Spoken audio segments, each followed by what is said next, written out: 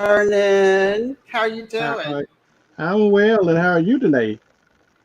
I'm doing just You fine look, this evening. you looking mighty chipper today.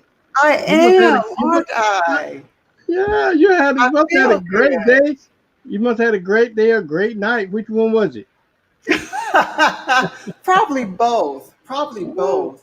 I didn't get my nap today, so maybe I'm just a little delirious. Who knows? all right, tax day. I didn't have a good day today because I had to do taxes and send them boogers some money. I ain't like Oh that gosh. vendor. I did not like that vendor at Well, all. that means you're making some good money or something. If you had to pay. Yep. Yeah, I always have to pay every time. I have to pay. I don't know what it feel like to get a check from a refund. I don't know what that feel like at all. So, but hey, it is what it is. But Well, I you know don't. what? I had to pay last year. That was the Uh, first time I ever had to pay. But this time I'm getting a little change. So thank goodness. oh, well, goody for you. I'm hoping you get some of that change for me. My change, Well, some money I have to pay them. They take. That's what they do. They take my money to pay you. Why don't they just let me give it to you directly? And we'll cut out the middleman. Will that make sense? well, yeah, that does make sense, doesn't it? Yeah, yeah. That does make We just sense. cut the middleman out. Well, you do your own taxes, or do you have an accountant that does your taxes for you? You mean to tell you think I won't pay the IRS and the accountant too? Mm-mm. Well, if Accountant you're won't. doing your Hey, own Lavender. taxes, Hey, huh? Lavender. Don't tell nobody I said this, but accountant won't lie for you. Well, if you did your own taxes, you shouldn't be paying. Or you're an honest man. Oh, I'm sorry. I shouldn't even yeah. said that. You know what? I don't think I'll be a good cellmate. You know, so uh, well, so I have to stay out of that. So I don't know. I don't want to be. I don't want to be Big Bubba's girlfriend. Well, you know what? Who was that star, that movie star that went to jail for, well, quite a few of them. Um, I can't even think of his name. Snipes. Oh, Yes, Wesley Snipes. Snipes. Yeah, Wesley Snipes. you Yeah. know. Always said us light skinned fellows was glad that he went to jail. Cause when Wesley Snipes came on the scene, light skinned brother was out. Okay, it was Uh, out. When we used to have Smokey Robinson to defend our positions, and then when Wesley Snipes came on, he just knocked the light skinned guys out of the way. So we tricked him. We set him up to go to prison. So when he went to prison, then we sent out Terrence Howard as our savior for the light skinned brothers. So now light skin is in again. Okay, that is so so funny. And we haven't heard anything from Wesley Snipes in a while. Well, you know what? Hello, Derek Edwards. You know what? Well, I won't say that. Thank you guys for tuning in. We have a new Facebook page, Wind Down Wednesday with the Other Woman, on Facebook now. So if you have trouble trying to find us, because we're all over the place, we're on YouTube. Verna has a YouTube channel. I have a YouTube channel. We've got like 10 different Facebook pages between the two of us.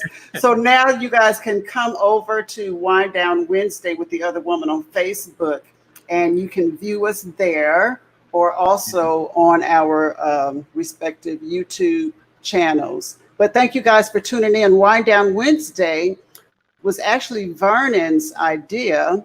He Wind Down Wednesday with the Other Woman. The Other Woman is a magazine that I publish through Candy Publishing. It comes out 3 times a year. And Vernon is a regular contributing writer for the Other Woman magazine. And the Other Woman magazine talks about various topics, various issues, not just dealing with women, but with men also. So men play a big part in the Other Woman magazine. I guess they got jealous. We can't have anything to ourselves. We got to share. hey, So, Lavender. uh, we got to know what's going on. We got to know what's going on with these women. You don't, the men, we don't say that a lot, but we stick around and trying to find out what y'all talking about. Y'all might be talking about us. Well, I guess that's a good thing. Well, I guess that's a good thing to actually be able to learn from one another. But the other woman is the woman inside every woman that is sort of suppressed or not allowed to live freely and courageously. So the Other Woman magazine is all about living without regrets, getting the most out of your life, being who you want to be, being who you were created to be. So all of that. And Vernon is also an upcoming author. Drum roll, your book will be released in February. And that book is, hey, that book is... without a drum roll, I can't tell what I was doing. That sounded like Freddy Cougar. Oh, that sounded like Freddy Cougar. That's not a drum roll there either? I thought I had a drum roll. No, I don't have a drum roll. That's not a drum roll either, huh? Well, okay. I'll just for myself. Okay, well, can you all hear that? We're on two different platforms. So before we start our topic tonight, if you all didn't hear all the, what do you call those? Animation, those effects. Background noises. Yeah, effects, those noise effects. I don't know if you guys are on WBQ page or what, but come on over to our new Facebook page and please like it, Wind Down Wednesday with the Other Woman. And our topic tonight is interracial relationships.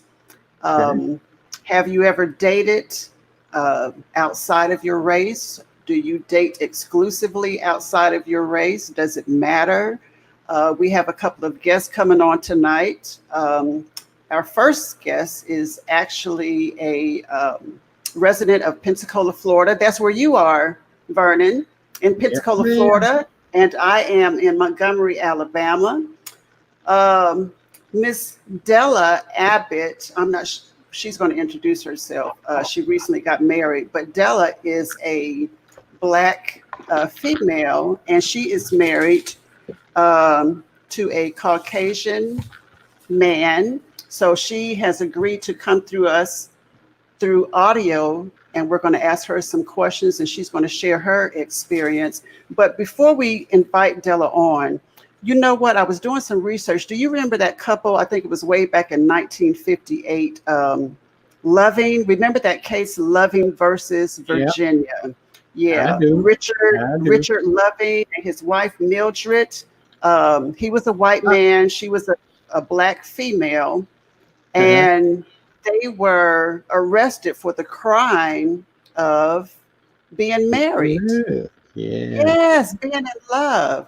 So it was, they got married in District of Columbia where it was legal, but when they moved to Virginia where it was illegal, that's when all hell broke loose.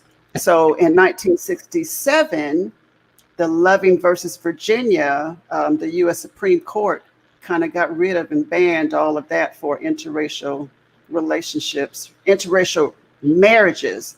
So our country has gone through a lot to get to this point where you should be able to marry who you want to marry, regardless of the color. So with that being said, we are going to invite Miss Della on with her. She's only going to do audio tonight. Della, can you hear us? Yes, I can. Can you hear me? Hello. Yes, we hear you loud and clear. Vernon, did you hear Della? I can. Let me see if I can hear Miss Della here. I do not hear. Okay, Miss Della, say hello again. Hello. I can hear Miss Della. Okay, good. Wonderful. Della, thank you so much for agreeing to join us tonight. We won't keep you long, but our topic tonight is interracial relationships or interracial dating. And you recently, first of all, let me just allow you to introduce yourself. You're very busy. You do a lot of volunteer in the community and politics and sort, right? Yes. You want to share a little bit about what you do in the community? It is almost time to vote, so get it in. Okay. Well, my My name is Della Denny Abbott, but my married name is Della Maddox. My husband is James Maddox. Um, and we've been married 3.5 years. So I mean, so it kind of tickles me when you say that um, that we recently got married. Well, you know what? You're still newlyweds. 3 years. You're still Yeah. newlywed. Well, how long did you guys know each other before you got married? We actually been knowing each other a very long time. Um, I we both worked for the state of Florida with the Department of Children and Families, and he was my second supervisor with the Department of Children and Families. So we've been knowing each other over 30 years. I just retired from the state of Florida 2 years ago after 32 years. So we've been knowing Wow, each other a very congratulations on long your time. retirement. Well, thank you. Um, we had both his previous wife died back in 2012, and my previous husband died in 2014. Um, and after we both retired, well, he had retired before I retired. He retired 2 years before me. That he called me up to go out to dinner, and the rest is history. Wow. So let me But ask you this. So mhm. you guys work together. You've been working together for a while. Had you ever dated outside of your race before you went out on that date with him? Well, that's interesting part because my deceased husband was white also. Okay, okay. Yeah. So and I had, I had dated, um, you know, other Caucasians before. I even married uh, my husband who was deceased. Okay, I got a question. Uh-huh. Okay, I, I guess all of your husbands, you never been married to a black man before, right? Yes, I have. You have. Oh, now so you know the difference then. Okay, Yes. okay, all right. Question is, I'm was your black man your first husband? Yes. Did you how did that happen? If you're comfortable in discussing that, Okay. Sure. So how did it you happen? hear me? Well, we were high You mean school sweet. how did you meet? How did you meet your first My husband? first, we were high school sweethearts. Okay, I didn't. Okay. Hey, Lavenda, I did not hear her when she said. I was asking was her first husband was he black? Because I didn't hear the Yes. thought. Okay, okay, all right. Continue. I was need to know that. So Yes, he was her high school sweetheart. yes, and we were married for 17 and a half years. We have Wow. we had 3 children together. Um, he was career Army.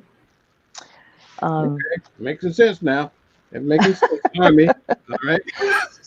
so he was gone a lot, you know, and that was pretty much our problem. He was gone all the time, and we ended up Okay. getting divorced.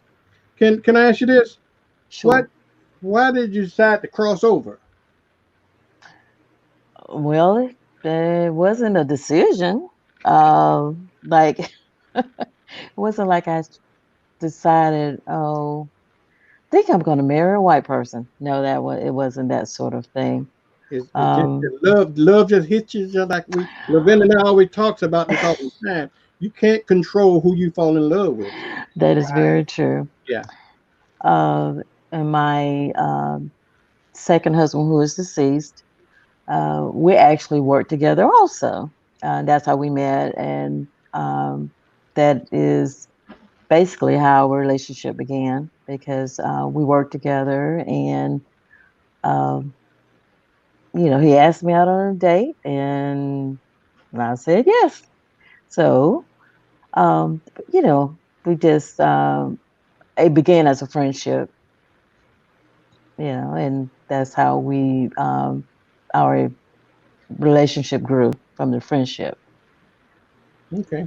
Now, Now, see, I like that because it's that connection. Like she said, she didn't just wake up one day and say, "Okay, I'm tired of black men and I'm going to date outside of my race."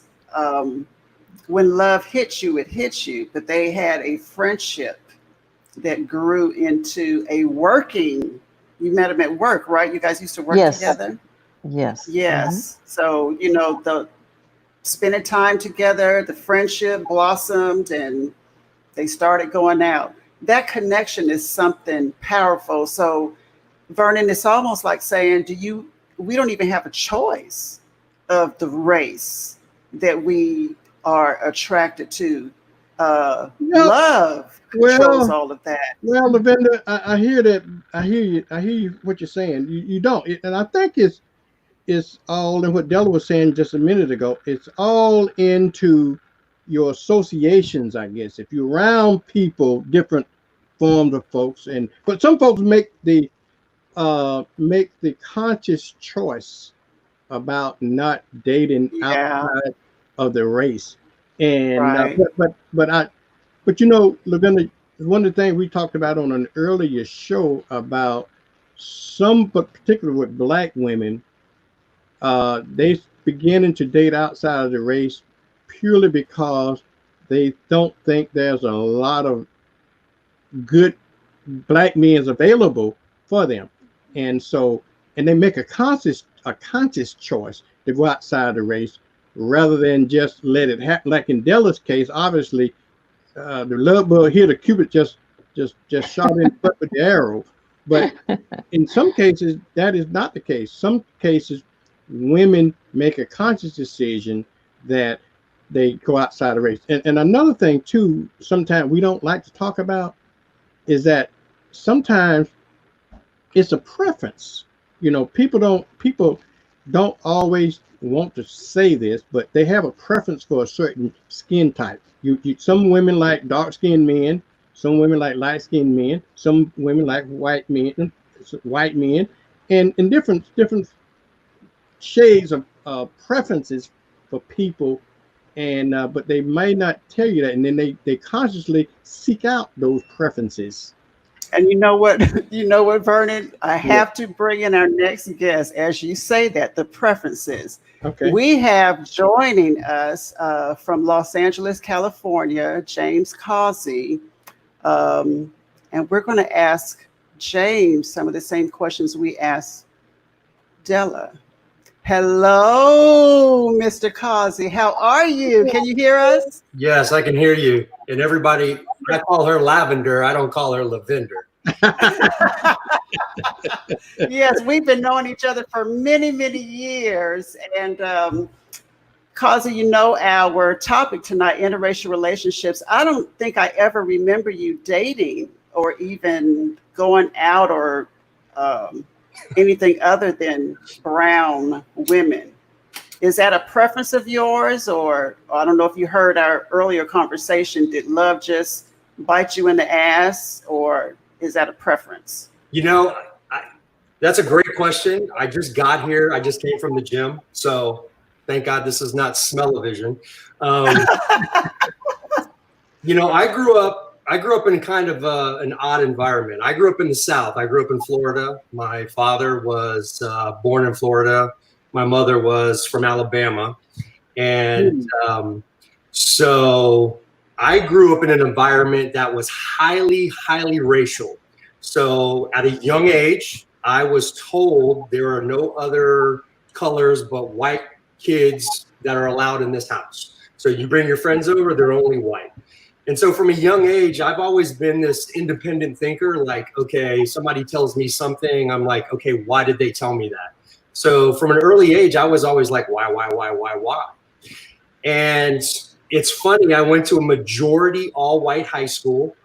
Boone High School was majority white, but there were, some, black kids that went there, some Puerto Rican, Cuban, being from Florida, you had, all the Latin profiles of people, and some Black, and I just always was like, okay, I had that preference of. I used to tell Lavender this, and since we're just here, I'm a big guy. I'm 6'4", 280 pounds, and I like thick women. And the white girls down there weren't thick. I'm just honest. If she hasn't told you about me, I'm very blunt and brusque. So I just like thick women, and just that sun-kissed brown skin in Florida, it just was for me. So I guess it's kind of a preference, and it's also kind of Lavender, because I didn't talk much about it in the Navy, No, you didn't. No. I came from a highly racial, literally, I lived in an all-white neighborhood, very successful parents, money, the whole nine. And I couldn't get away from that environment quickly enough when I graduated high school. So what did your parents think about it? A little bit of preference. Sorry, go ahead, Lavender. What did your parents think about it? And Della, I want you to answer this also. What did your parents, your family members think about it? Now, are you married? Am I married? Yes, I'm married. My wife is Black. So what did your family think? You grew up in a racist society, all white neighborhood. Your parents like, hey, you're going to be with some white friends if they come over. What was the reaction to your choice? And then Della, I want you to answer the same question. What was your family's reaction when you married your husband? So my mother was just like any other mother probably would be. She didn't say you can't come back to the house, but she just said, I'm gonna follow what your father. That's my husband, king of the castle, captain of the ship. My dad was like, don't ever come back. Right? Don't ever come back, right? And I'm okay with that. I was okay with that for a long time. And the irony is my father just died 2 years ago. And literally a couple years before his, being on his deathbed, he admitted, like, I was totally wrong. It's always funny how people, like, they get to the passing, like, uh-oh, here we go. Right? I was a bad dad. I was completely wrong. I'm sorry for, I should have, not said those things. I heard the N word every other day, 15 times, Wow. And you never in your life have heard me say or utter that word, Never. I'm with a Black woman who never says that word. Right. So it's just that I was basically banished until they both got to their, my mother's still living, but my father's gone. And I go see my mom, and I bring Monique, my wife, and my daughter, Tiara, her grandmother, or her granddaughter. So I was basically shunned until the end. Wow. What about you? Go ahead, Vernon. I was just curious about I was born too in the Deep South, and I know what you're talking about, because we couldn't. I had a playmate that was white, and we'd have to meet in the middle ground to play, because I couldn't go to his house. He could have went to my house, but he probably didn't want to. But we had to do that.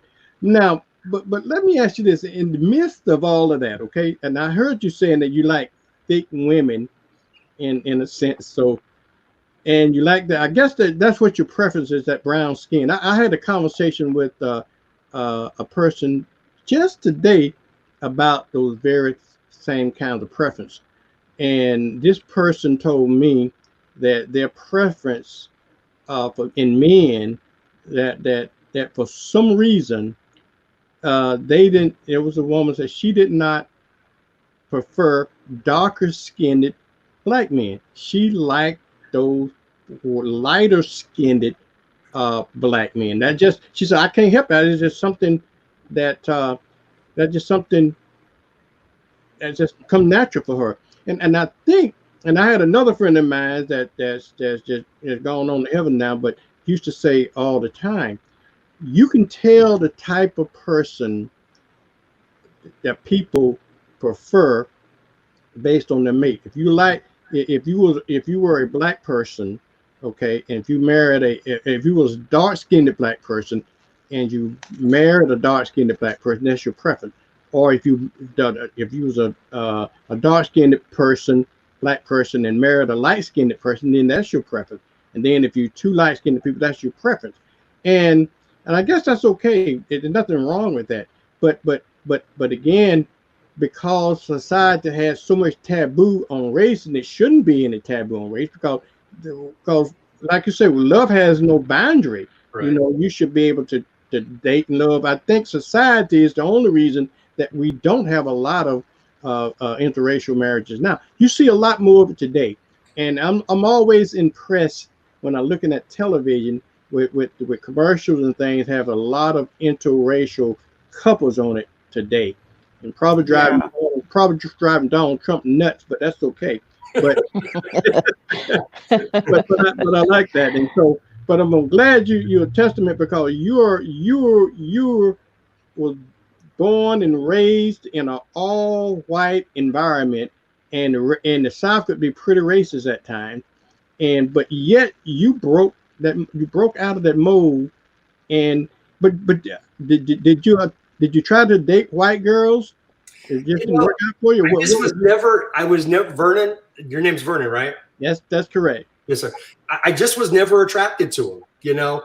And here's the funny thing is that I say I love thick women, and the woman I fell in love with, she's not this super thick, voluptuous Instagram type person, you know. So it's kind of like, okay, she's beautiful, I love her, but she's not this, you know, big voluptuous, you know, type of woman. She's just a normal, everyday, curvy, normal, black woman. Right. And so it's funny, and I think about that all the time. And the funny thing is the first time I met her, she told me, she says, I don't talk to white guys. She's you put your charm on her, huh? She's yelling at me from upstairs. Well, Della, what about you? Della, what was the reaction from your family and friends when you married your husband? Well, my family was very supportive. I would say that probably part of the reason was the fact that, my relationship wasn't the first mixed relationship in the family. I have a niece who is biracial. If there was any objection to my being marrying my first white husband, it would have been because of his age, because he was a lot older than me. It wasn't because of race, but my family was supportive. And when I remarried this time, my family was supportive also. Never had anyone say anything negative about us as far as him being white and me being black. I was more nervous about his family than about my family, Okay. So I would say that it's never, if my family had any objections, they never said it, they never showed it, and I know Vernon was talking about, people having preferences as far as, whether they date white people exclusively or black people exclusively. And that's not been my case. I've dated a whole lot more black men than I have white men. It wasn't, there wasn't a preference. It was just the way it worked out. In my relationship is that these men were the ones that, I fell in love with them. They fell in love with me. They asked me to marry them. I said yes. So, and it's just the way it worked out. So what about the differences? So you dated black men, you married a white man, what was the biggest cultural difference that you had to get used to? Or was there any kind of transition from black to white? Did anything stand out the most? Okay, wow, he doesn't do this. Wow, black men do this. The myths. Talk about that for a minute. Yeah, before you get into that, that's just a very good question, Lavenda, because Richard Pryor and a lot of folks joke about the difference between black men talking about the difference between a white woman and a black woman and so forth. I want to see if that's true. So we got two. I know. So let's talk about see if that's true. Well, so Dylan, you answer first, and then Kazi, you answer. Okay. Well, okay. All I'm gonna say is, Vernon, is people are all over the map. So if that's what you're talking about, people are all over the map. I'm just gonna leave it at that. Okay, let me give one example that Richard Pryor said. Okay. When the difference between black woman and white woman, he said when a black woman, you ain't ready to go out, and she'll say, "Toodaloo, have fun, come back, and we'll have breakfast for you." And so if you start telling the black when you start dressing for a black woman, that she start dressing too. She ain't gonna have that.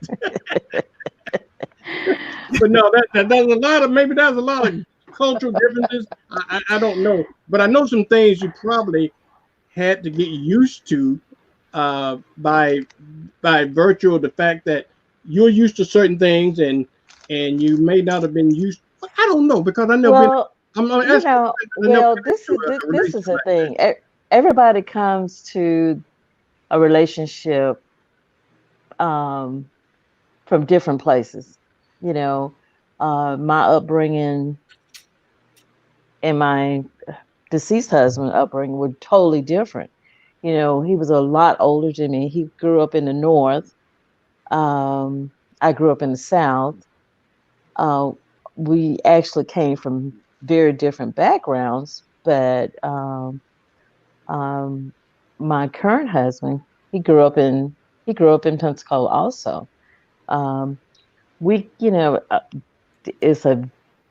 Both relationships are very different. People are different. So you can't pigeonhole people and say, well, they act a certain way because they're white or they're black. That's not how it works. You come to the relationship based on how you grew up or your experiences in life. So it's not one of those, well, white people act a certain way and black people act a certain way. It's not always true. Okay. Very interesting. Okay. I want to call you Kazi. That's military. That's what they still call me. Everybody calls me Kazi. So, the normal stereotype with a black woman to me is definitely, and not to offend anybody, but I had to learn that you can't touch the hair. Don't be. Hey, we can't touch it either, Colin. Right. So that is true. Now I've had to tell both of them the same thing. Yeah. Don't touch my hair. Right. And both. And I think all men. Let me tell you this, boy. I was talking on my radio show Saturday about the same thing, and this guy got this song talking about, can I get some? I said one of the times you wasn't able to get some is when she go to the beauty shop, because you can forget it then because you're not going to mess up that hair. Yes, absolutely. So that's the one stereotype, and if I was, I met my wife in San Diego, right? And Southern California, Lavender, I know you've been there. I don't know about you, Vernon, but it's a totally different culture, than if I was dating a black woman in Tallahassee or Pensacola or, South Georgia, where it's more accepted out here. And when I first started dating my wife, we went to Horton Plaza to the movies, which is no longer there, by the way. And she was scared to death about people looking, and I was like, I've always been like, I don't care who looks, as long as they don't touch you, they can say what they want, do what they want, live your life the way you're going to live your life. But that was her biggest issue. She didn't care about the whole white black thing. She cared more about, like, she had to get over that. It took her about 6 months or a year to get over that whole, people looking at you. I'm going, we're in Southern California. I mean, right. Anything goes. In 50 years, everybody out here is going to be brown. So Right. they are, because everybody, I mean, you white dates black, Mexican black, Chinese black, it doesn't matter. There's everybody, you walk in any mall and you see all races hugged up on all races. So, but you go to, like, my dream is to move back to, I'm originally from Florida, or to North Carolina or South Carolina, and my wife is like, oh no.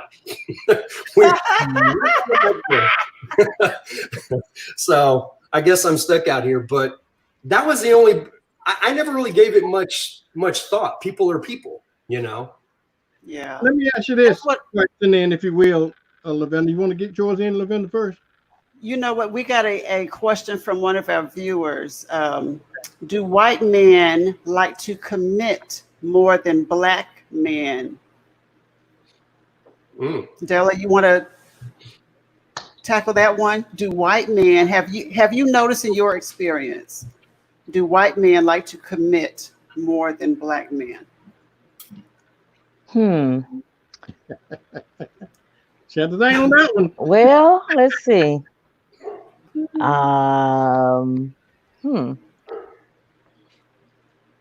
Well, I think when I look at the percentage of the white men and black men that I've dated, I guess the white men have been the ones who wanted to commit. So, Wow. but it's one of those things, What about the treatment, Della? What about how they treat you? Well, I've dated black men who, weren't the best men in the world, and then I've dated black men who have been, very cordial, very caring. I just don't like pigeonholing people and saying, oh yeah, black men act this way and white men act that way, because I've seen white men who were, scum of the earth. I haven't dated those people, but I've seen them in relationships with other people. So I know like I said, they're all over the map. You can't pigeonhole people and say, just because they're white, they act a certain way, or they black, they act a certain way. I mean, they are all individuals, and they all come with their own baggage. Right. So the myths we hear, they're probably just not true. Like you say, everybody's an individual. Go ahead, Vernon. Yes. Thank you, Della. I want to ask about the elephant in the room and about bad experiences, and when the N-word comes up. How do you handle when stuff like that happens? And it may happen in the house, but I doubt it. But I know sometimes you come across some bad experiences as being an interracial couple. That's one question. But the separate question is about the elephant in the room, about if the N-word ever used in the household. No, in my case, no. And me either. And I have a 13-year-old daughter who, every rap song nowadays, and I grew up on, I was 9 years old when hip hop, hibbity hibbity hip came out, and I grew up in that hole when hip hop and R&B started in that culture, and I try to tell even my daughter, like, I've been with my wife since 1995. We dated and then got married, and I honestly can't remember her ever using the N-word, ever. It just wasn't. Her dad was from Belize, her mom was from Los Angeles, California, and my wife always said that they never used the N-word in the house. They just didn't believe in it, So it's not used in my house. I'm definitely not using it, and I have a ton of black friends. and I don't even use the A version in a rap song. So I just think my own personal belief is that, and I get this because I talked to Monique's, my wife's grandfather, who was in the Navy back in the 40s, and all they could be was like do laundry or cook or whatever, right? Service. And when he got out, his problems that he had, and I don't think I ever, getting kicked off a bus, and he was a good looking guy from Texas, tall, good looking man, white women on a bus saying hi, and then the bus driver kicking him off, just because a white woman said it. Right. I never heard him say the N word. So the N word problem doesn't come up. But here's where it comes. Here's where, not in the house anyways. My daughter's a competitive cheerleader. And so sometimes I'm cheer dad and I have to pick up girls. And these, Lil Uzi Vert and all these rappers, it's N word this, N word that. And they're in the back, and some of them are Mexican, some of them are white. My daughter's half white, half black. And I have to sometimes turn the radio down and go, look, you're living in lily white, Chino, California, going to a private school. You got to check yourself. You can't be saying that because you go 2 streets over to Pomona going N, and somebody's going to check you at 13 years old. So we have those discussions, but yeah, it's not commonly used. And what about discussions on dating? Now you have a beautiful daughter. I wish you would just show her face. Is she next to you? No, she's actually at cheer practice.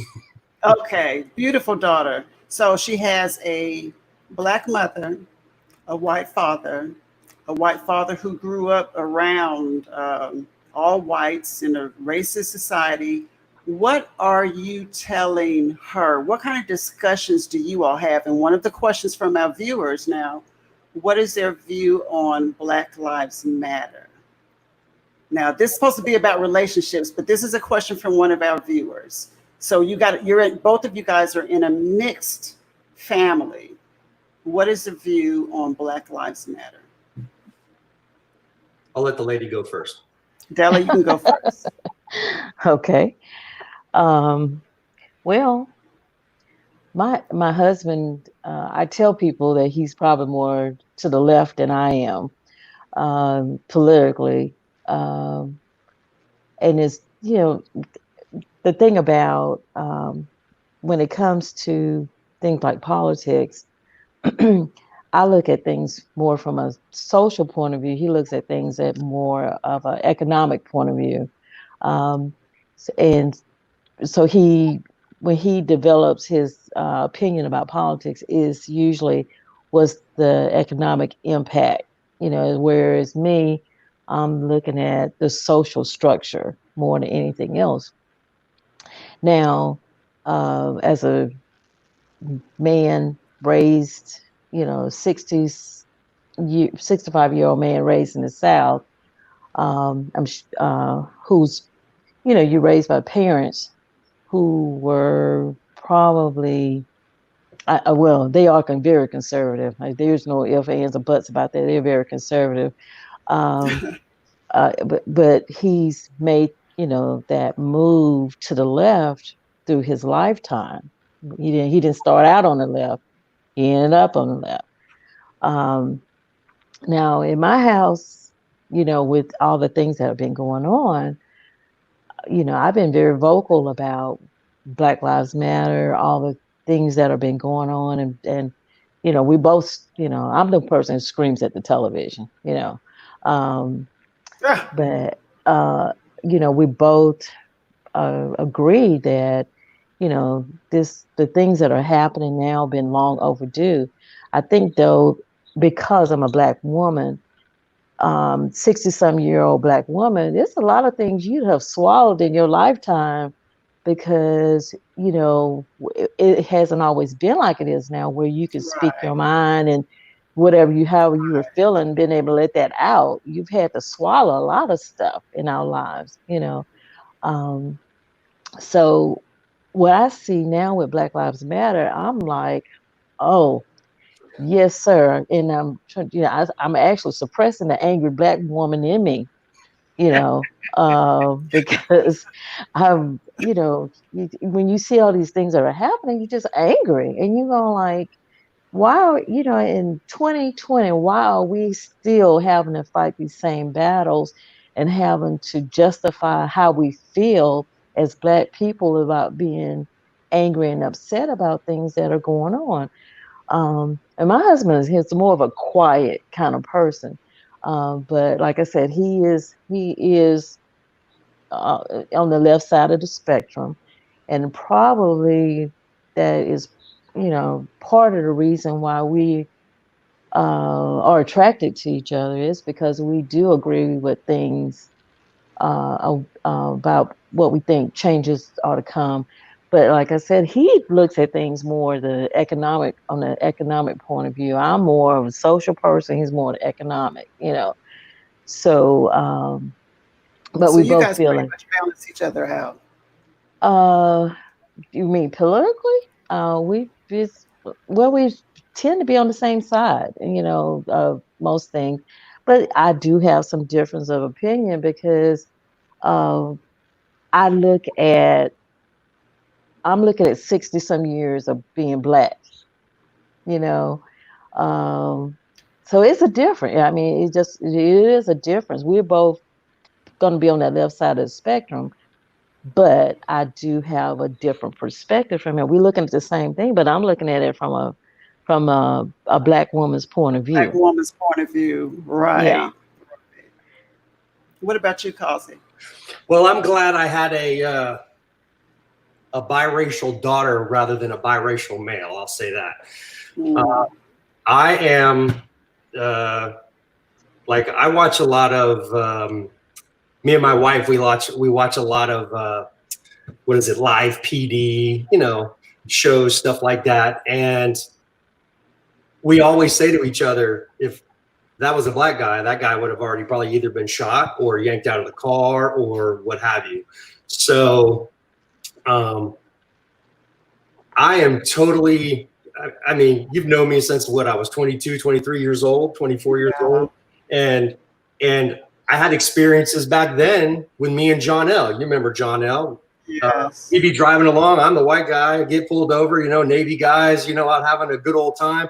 And they're cordial to me. And then when they look down in the car and see John L., who's this very, stocky, I mean, as Black of a Black man as you can get, and then the whole attitude changes. So I think with Black Lives Matter, I mean, it matters to me. In the beginning, I think the people have to be more independent thinkers, because I don't believe, I think that the Black Lives Matter leaders, or who created the group, could have done a better job, because it just of explaining what the movement was, because immediately it went to the media as Black Lives Matter, and that was the only thing that mattered, and that's not what they're trying to say, Right. And then you're trying, and then that fight begins, and then it doesn't do any good that the political environment, there's, I mean, we could sit here and argue that both sides feed that, and as far as politically, my wife leans more left. I'm more centrist. I'm not way to the right. I like my money. I've worked hard for it. I invest. I do all that. Socially, I always tell people this, that socially, if what you want to do with your life, you do you, and when you pass, God's going to judge you. So I can't change you. So socially, if you want to be whatever it is you want to be, then you do that. I'm not going to argue with you about it. I have my beliefs, and I'm trying to just live my life and be happy. Mainly just trying to be happy. At 50 years old, I'm just trying to be happy. But totally understand but it's tough, because, I'm trying to tell a 13-year-old, explain to a 13-year-old about, hey, in 3 more years, you're going to be driving.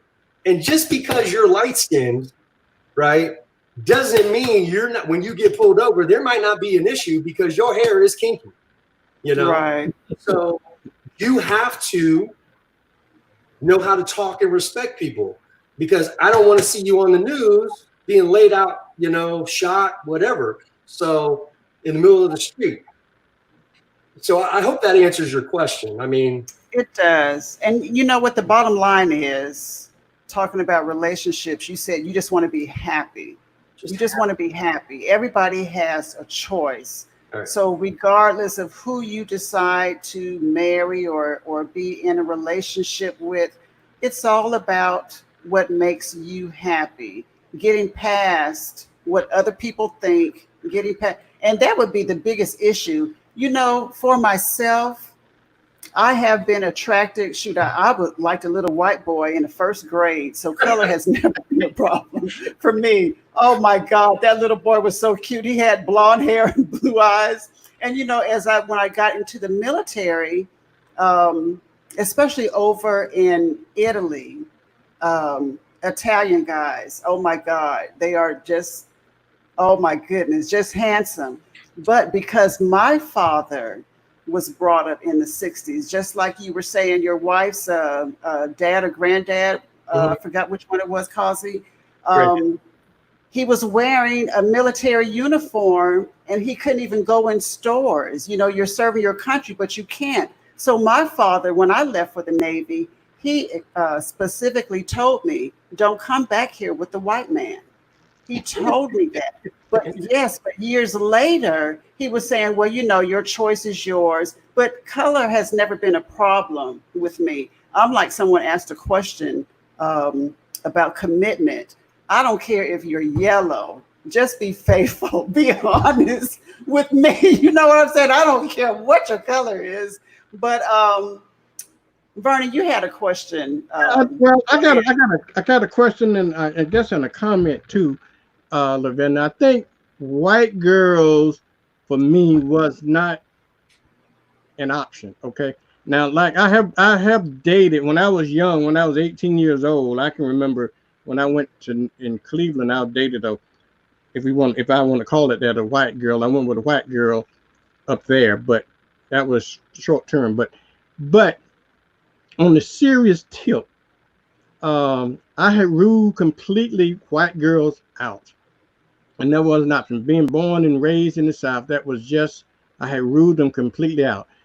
To me, I don't know whether it was, and whether in my mind, whether it was worth the house you have to go through. And I guess because I wasn't around enough white girls to just automatically fall in love with them. I've seen some beautiful white girls I would love to have fallen in love with, but I had ruled them out because of the system that we have in the United States, and being born and raised in the South. It just wasn't worth the trouble, I think. And that's what I think that I want to ask about, because oftentimes you're going to run into some ignorant people, okay? And they're not going to agree with your preferences, and they're gonna have y'all ever had any bad experiences on the spot that you want to share about being together as an interracial couple? Yeah, absolutely. Probably 10, 11 years ago, maybe a little less, I'm walking into a restaurant with my wife, and literally open the door, walk in, there's the hostess standing there, and it's a mom and pop Mexican style place. And this guy, older gentleman, he's probably in his 60s, white male, white female, they're in their 60s, just as loud as he could say it. He says, look at this white guy with this colored girl. Oh my. And you know, most people out here, like when I explained that to people in here, they didn't, in Southern California, they didn't like, what does colored mean? You know, and I'm like, really? You know? So in the South, we all know what that means. So my wife was just like, let it go, let it go, let it go. And so I let it go. But yeah, that's really been my only experience. I've never, you know, I don't know where everybody sees all the Karens and the Kevins at, you know, because I never see them. You know, I'm dying to see a Karen or a Kevin, you know, that's calling somebody the N-word or go back home or whatever. I never get to see those people, you know. I don't, you know, frequent Walmart too much or wherever they're hanging out. But that's, you know, that's really been, I mean, because it's only really been the military and then the FAA, you know, 2 government jobs. And you really can't say stupid things like that working for the government. Right. Bye-bye. You know, without consequences. Yes, right. Yeah. And if I could say just one thing about a question that the young lady had, the 67-year-old lady, about do white men commit more than black women commit? And my or white men or black men commit, who commits more? I believe that you're a product of your environment. So Lavender, I've known from day one when I first met you that your dad was like your rock. You always talked about your father, my dad, right? And right, and you still do. And so you always looked for somebody probably like your dad. Even though my father was this huge racist, you know, bigot, he still was like a super, you know, just a supreme gentleman to my mom, opened the doors, you know, provided, did all that. So I always took the good part of my upbringing and I kicked the bad part out. You understand what I'm saying? So yeah. I always looked for a woman who, you know, was strong, mentally, had a path, like they wanted to do something, you know, and if I wanted to join in that path, then, you know, I would, you know, date that person or try to be in a relationship with that person. But I also have friends who grew up in, you know, divorced households or no mom or no dad or this, that, and the other. And in the military, Vernon, I don't know if you were in the military, but I mean, the military is just a big meat market. That's all it is. You know, you get higher up in rank, right? I mean, just call it what it is. And when people start getting older and settle down, and I had plenty of friends who were just, you know, girl, guy, you know, girls and guys, you know, just not giving a hoot about whose feelings they're hurting, you know, they're just a piece of meat. So that's my piece. So Kazi, do you think white guys are different than black guys in what you're speaking of, or you know how black women or we'll talk about our own men they're all dogs, they're this, they're that. Right. I'm with my girl. I don't know her name. I ain't never met her. She's 67 and there's a blank screen on the screen. So I don't know what she looks like, but I'm with her. I don't like the pigeonhole. I truly believe you're a product of your environment. Like I said, I grew up, like I can remember the day when I heard the Sugar Hill Gang. My dad was a senior chief in the Navy, and I was sitting in the commissary and I heard it come on. He was like, that's some BS. That's some garbage. You're not listening to that. And I was like, oh yeah, I am going to listen to that. Right in my head. I grew up in that environment, right? So I was a product of that environment. I'm not saying that there's not beautiful white women, beautiful Hispanic women, Asian women. That's not what I'm saying. I'm just, that was just me. But you're rare, Kazi, because we are all products of our environment. So you just kind of escaped your environment because you said you were a free thinker. But Vern, it's funny, we got another comment about your 80-20 rule. You guys, in your marriages, which spouse gives 80% and who gives 20% in most cases in the relationship? Vernon has this 80-20 rule that he talks about a lot. Yeah. Are you guys familiar with the 80-20? No, I never heard of it. Because I give 100% of my money to my wife. All right now. Hey, Lavender, that's the difference.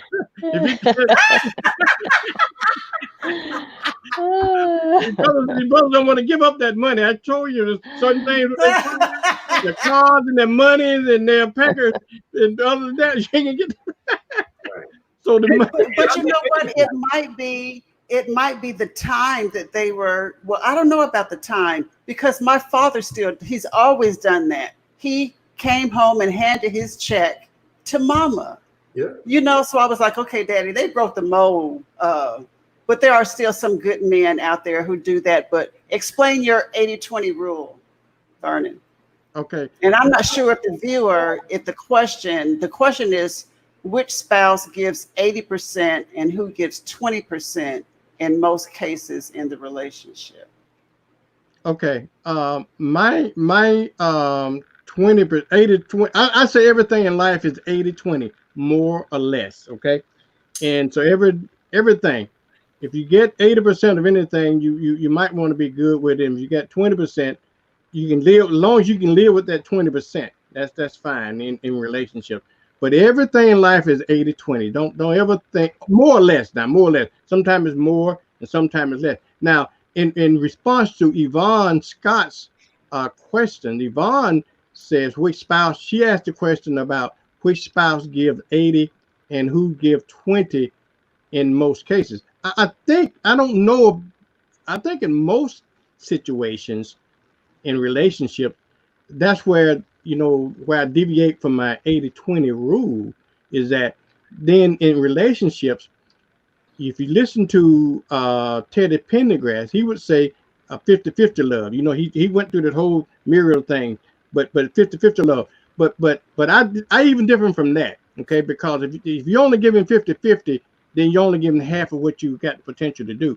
In those situations, why can't both of you give 100% or 80? Both of you give 80-20 or 90-10 or 70-30. You know what I'm saying? So in order to keep the relationship going and keep the relationship fresh. But in general terms, I believe everything is 80-20 in general terms, except when it comes to supporting one another. I think that should be at least 80-80, okay, on both sides.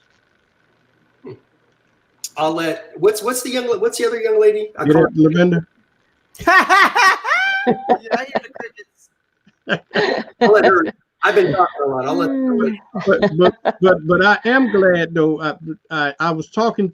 I interviewed a lady last week on my Pensacola Wants to Know show.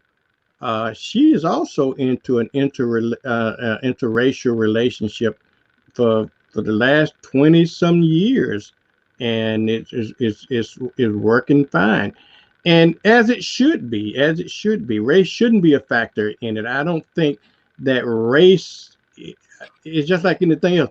Prejudice is a learned behavior. It's not, you're not born with that type of feeling. It's just a learned behavior. And whether we're talking about race or we're talking about color, now the little dirty secret in our community, Lavender, that we don't like to talk about, the elephant in the room, is color discrimination. Okay, the light skinned versus the dark skinned, and so forth and so forth is there and is very prevalent. And so, but in race, sometimes people want to really make that more of an issue, because in the South particularly, you was preached to that everything was equal, separate. It wasn't even, they said separate but equal, but that wasn't even the case. It was just separate, okay? Separate and unequal, if you ask me. And so we fool ourselves into thinking that is okay. But I think when it comes to the affairs of the heart, Lavender, what we talk about, whenever Cupid strikes or whatever, when you fall in love, is whoever you fall in love with. And I stand by what I say. You don't control who you fall in love with. And if that person just happened to be of the opposite race, that's well, and that's fine. I know sometimes there's some challenges that comes with that, but that's what love is. That's what makes it all well worth it. Okay. Now I have to give him a really kudo, because he really, over his preference for what he wanted out of his life, he risked his family relationship, because some families really disown members that crossed over. And so, but I don't think it was in your case, but in many cases it is. And so, but that's how strong love is, and that's the beauty of it. Okay, and that's what we talk about on this show. These affairs of the heart. I'm That's turning back over to wonderful. you, Lavender.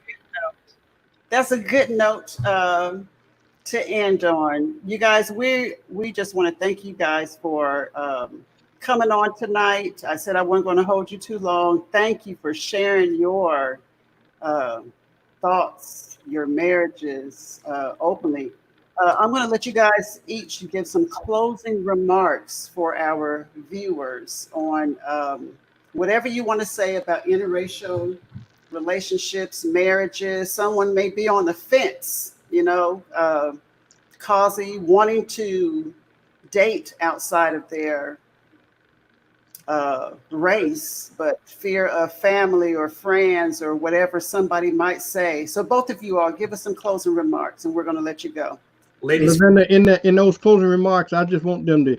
I'm just kind of curious as to what just one of the biggest myths that was dispelled that they heard before they actually got together. Can you tell us Okay. one of those biggest myths that you busted in that relationship? Yeah. ladies first. Okay, Della. Well, thank you for putting me out there first. But um, well, I would say that the biggest part of the that relationship is how you feel about each other, and if you are willing to stand with each other no matter what anybody else says, uh, and you have to be honest about that. Do other people's opinions matter more? Because if they do, then it's not going to work. Uh, and for some people, their family opinions has more weight than their relationship with that person. And you do have to be honest about that, because it does affect how you interact with each other. If your family doesn't like that person, and you put a lot of stock in what your family say and what they feel, then that's going to create a problem. So you do need to take all that into account when you're talking about a relationship with a person from another race.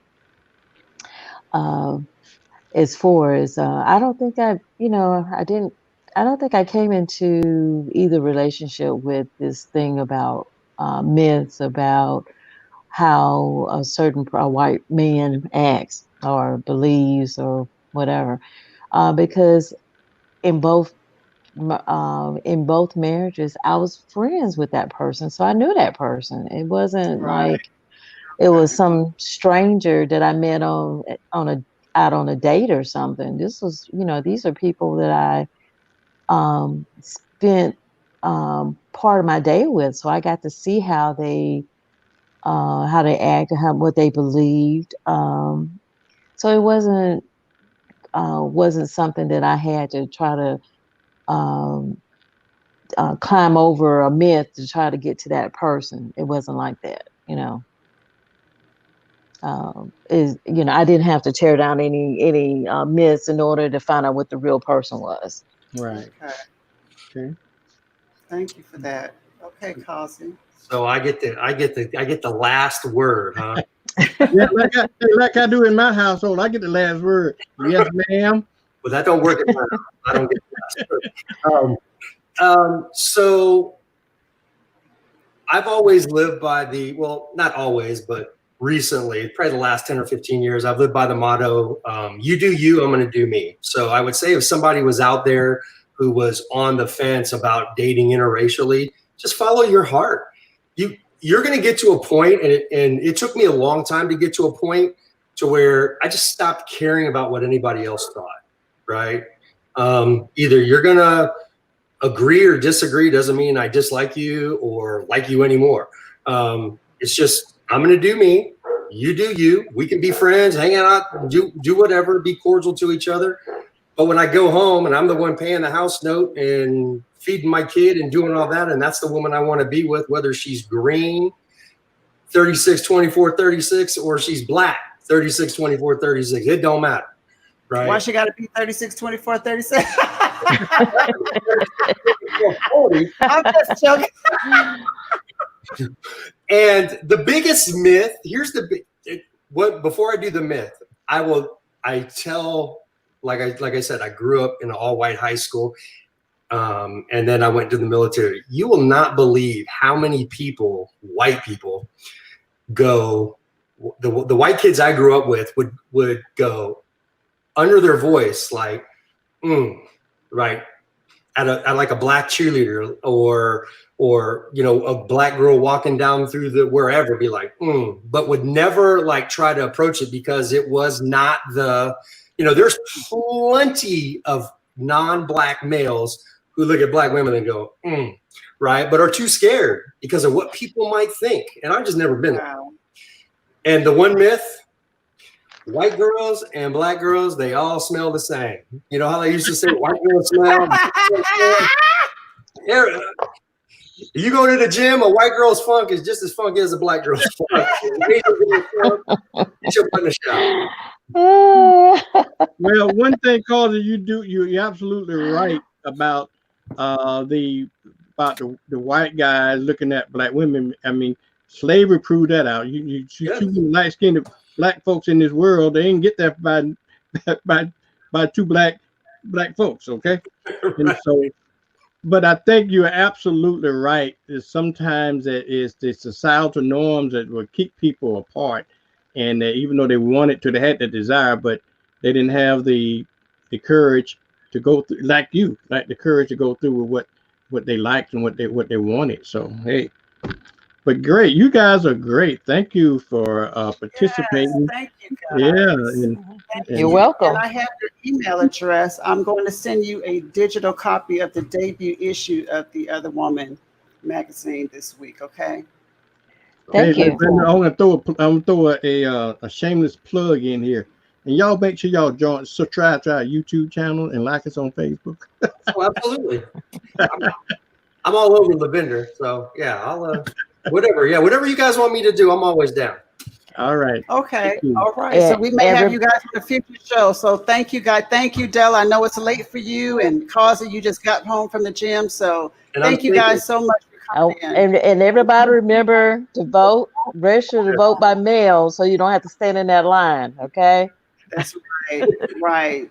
Hey, one thing, can I say one thing before you go? Is on the comical side. I think I often wondered what a household would be like with the interracial couple if they were like Kellyanne Conway and her husband. You know, one's a never Trumper and one's always a Trumper. I wonder how a household would like that run. But that's a rhetorical question. You never talk about politics, that's for sure. Yeah. No, not at the dinner table at least. Okay, you guys, good night. Thank you so much. Appreciate you guys. All right, you're very welcome. All righty. Well, Lavenda, very interesting, Lavenda. Very interesting. It was. Very interesting. Yeah. So Lavenda, you didn't tell me you had a preference for white boys when you said that was your first love, huh? First grade, I had a little crush on little Tommy. Very good. Until Frederick came along. And you know what, Bertie, is so funny. I realized something about myself today. Well, not today, but this week. I remember Frederick in the first grade. I remember him coming up to me and saying, "Are you going to be my girlfriend or what?" I think I was going back and forth. I think I was fickle back then, and I have not changed. You know what I'm saying? Isn't that funny? Who you are is who you are. So it's like what I say. Who you are is where you were when. Who you are is where you were when. Who you are is who you were when. That's true. That is very true. So it's like, okay, Lavender, you don't know what you want. You don't know what you want, but you know what? It's good to be open-minded and to just when love bites. Well, let me ask this, Lavender. How much influence your daddy had on you when he said not to bring a white boy home. So did that sway you to No, it didn't. It didn't. I It know didn't. that you didn't bring one home. Well, obviously, I didn't. I wasn't attracted to any from where I was. You know, when I was in Italy, oh my goodness, oh, I could go on and on. Those are some good-looking men, and they cook my favorite food too: pasta, spaghetti. Things. They are some good-looking men. But you know what? We are products of our environment. But Yeah, I had a conversation with a guy. He was saying something about the ballers, the NBA players who right. choose white That women. one. But you know what? One thing I realized is that their circle changes. They're Right. no longer going to the hood parties. They're going house parties. They're going to major establishments with people with money. And most of those Right. people with money are white. So their circle changes, which changes, it limits their choice. There, you don't see the average black girl from the Bronx or from Pensacola, Florida, up with big ballers and NBA commissioners and people with money. So their Okay. choice is limited. Can I have a say on that? Of I don't course. I don't necessarily agree with you when you saying that they go. My feeling about women. I always say that women is always two steps ahead of a man. And I Yeah. wrote you remember I wrote my little story about Boaz and Ruth. Okay, now Right. that's why I'm different from you. I don't think those NBA players choose those women. I believe those women choose those NBA players way before they know that. They seek after them, and so they Well, just you know what? fall Yes. victim to it. Or they are set up. You know what I'm saying? When these parties, these are not open parties. Right. It's a Exactly. whole, yeah, these are like invitation only. So they get their choice of the women that are invited to the parties. Right. So when your circle changes, it's not like you may, but that's not all of them, because who was it that married their high school sweetheart? Shaq. He Yeah. married his high school sweetheart. So not all of them, but Right. yeah, you just can't say, oh, well, he could have married a black woman. Why they all got to marry? You Well, because know, he hey, couldn't help himself, just like your what you call your ex. You got a name. my What you call husband, your my unhusband, like your yeah, unhusband. That old boy thought he chose you, but he was picked long before he knew anything about he gonna hook up with you. Because I know you had in your mind that's the man I'm gonna marry. I heard my sister say one time. She said, I and I believe this stupid same thing happened to me, and maybe that we twins. But my twin sister, I heard my twin sister say one time when the first time she met her husband, she knew that was going to be her husband. Now I don't know what extent that she went out to make that happen, but it happened. I do know that, and it okay, was the same thing when I met my wife. For instinctively, and she was seeing somebody else at the time. Okay, and I was seeing somebody else's at the time. Okay, but instinctively, I knew that was going to be my wife. I don't know how I knew that, and it was probably from the time I met her from probably a year later before we actually hooked up. Okay, and then eventually got married. But I knew that, and it's the same thing I think about most folks when there's some instinct in you that you know that this is what you want, and then you really go after them. Okay, and I think that's what most folks go into, and most those NBA players, again, I stand by what I said. I think they're pretty much set up because those women are after those guys. They know before those guys know, and they make themselves available, and the rest is history. It's just no accident if you look at the number of NBA players and white women. That's just no accident that happened. It's a lot of it happened on purpose. If you ask me, that's just my opinion. But well, like you say, they go after them. mhm, I was supposed to be married to Michael Jackson. I knew in junior high school he was supposed to be my husband. He was supposed to be my husband. And you know what? I used to write letters for Michael Jackson and sign his name and take him to school. Do you know I have people believing because you have always been a little special, Lavender. Okay. And then when I realized I couldn't have Michael, Denzel, he was supposed to marry me, but then I couldn't get Denzel. So it was Charlie Wilson. I was like, damn, Charlie. So I don't know about these women. It didn't work for me. See, you weren't as smart as Charlie's present wife. She pulled him out of the gutters, cleaned him up, brushed him off. She saw some potential. And look, hey. There you go, Vernon. And that goes back to one of our previous shows about not being, you were saying it was a shortage of men.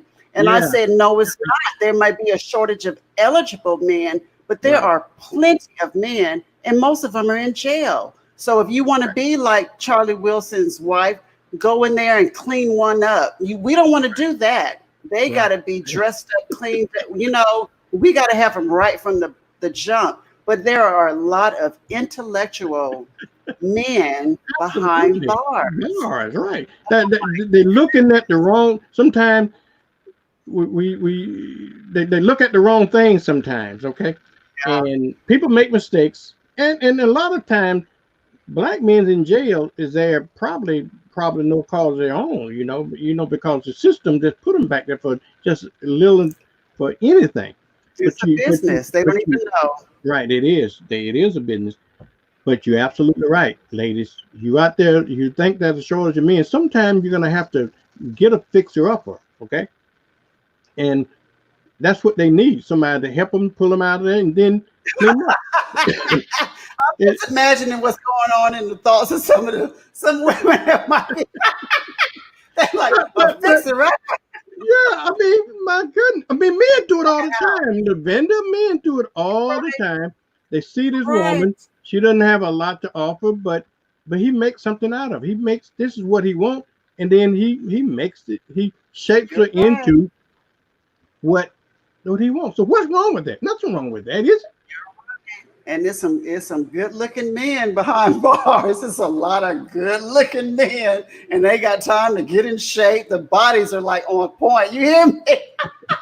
And I'm only saying I have not been in jail. Anybody? I used to work in the jail, but the pickings, like you say, we don't want to settle. But it's not a shortage of men. It may be a shortage of eligible men or men that meet our list. You know what they're saying.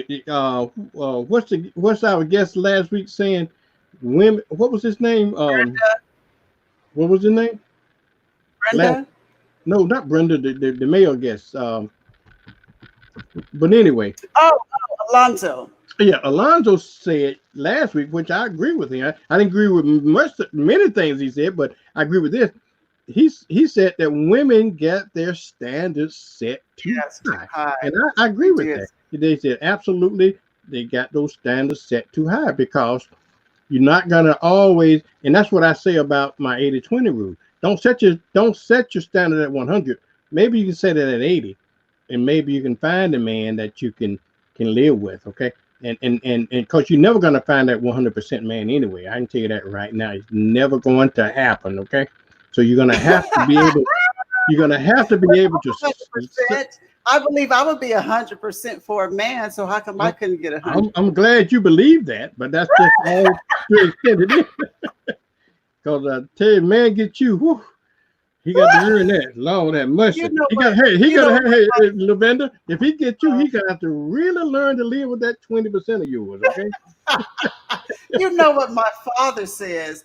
I said, Daddy, what would you tell a man if I brought a man home, after saying I'm never getting married again, never get married. I bring a man home. What would you tell that man? He said, I'll tell that man one word. Run. Me and your dad on the same wavelength.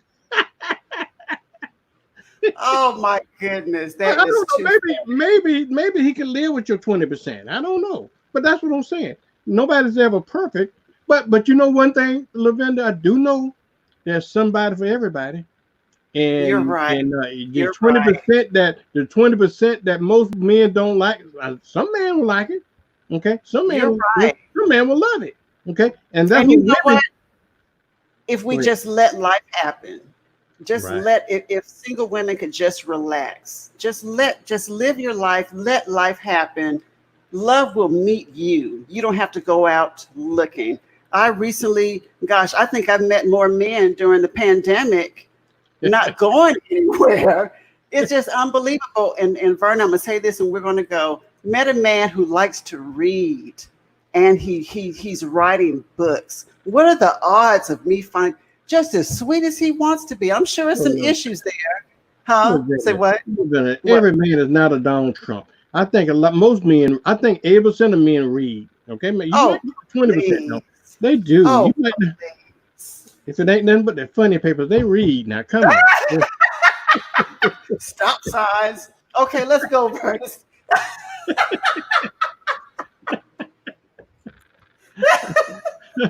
So, oh my goodness. give us a little better credit than that, okay? We got time for you to do our advertising for the folks. I want the folks to subscribe to our YouTube channel. Yes. And your YouTube channel is Vernon Watson, WBQP. And like Vernon Watson. Facebook.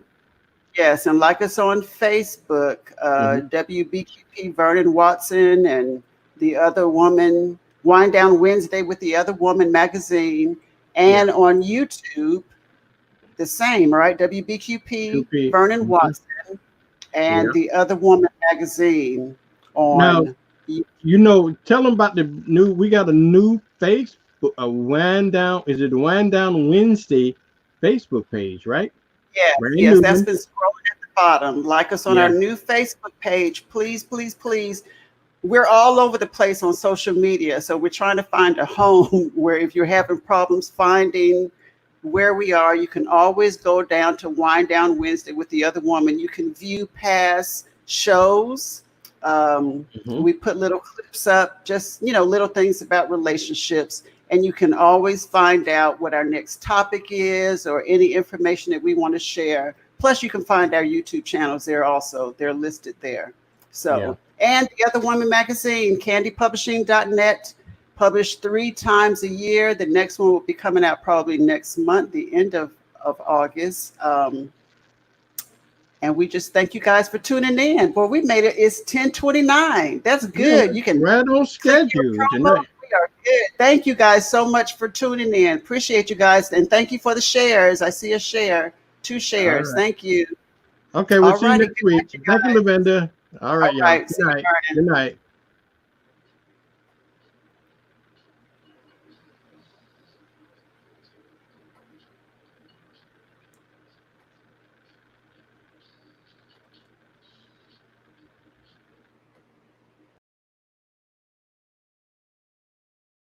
When you share health with someone, I feel like you're sharing love, because you're that's all boring ass stuff. We don't want to hear no boring, no health stuff. We want to talk about sex.